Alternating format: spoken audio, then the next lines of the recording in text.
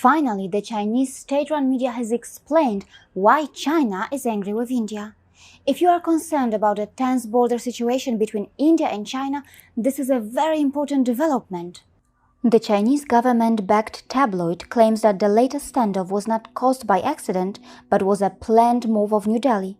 It claims that Indian soldiers have intentionally initiated conflicts with their Chinese counterparts, and India has illegally constructed defense facilities across the border into Chinese territory in the Galwan Valley region.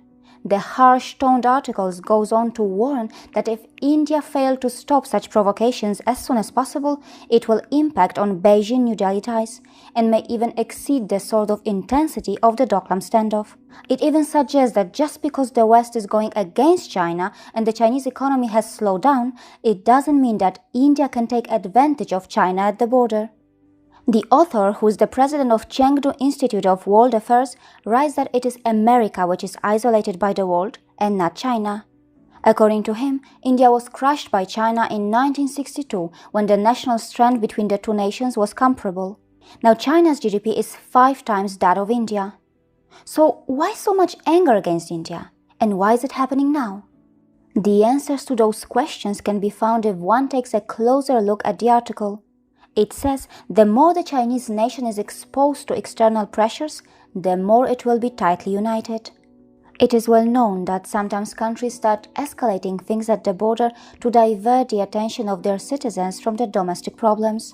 So who is doing that? China or India? The article also mentions that if India wants border peace, it must reject the Western views of China. This clearly indicates that China is unhappy about how many in India are supporting the Western narrative when it comes to the pandemic. It can even be said that China is not happy with how India is trying to attract the multinational companies which want to exit China.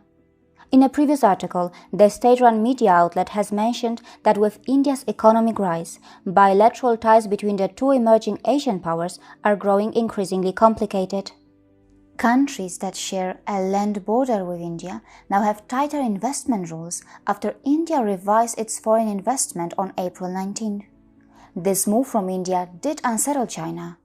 According to that same tabloid, if New Delhi introduces unfriendly policies regarding Chinese investment, the Indian economy may be the ultimate victim. The American president has even offered to help mediate the situation between India and China in relation to the strained situation at the border. In a tweet, he mentioned that he was ready, willing, and able to mediate. No matter what China and its state-run media says, it is difficult to believe that China will be happy if India gets its act together and becomes a global commercial alternative to China. After all, the financial health of a nation is directly related to its military muscle. A financially strong India also means a stronger India in terms of its military strength. Why would China want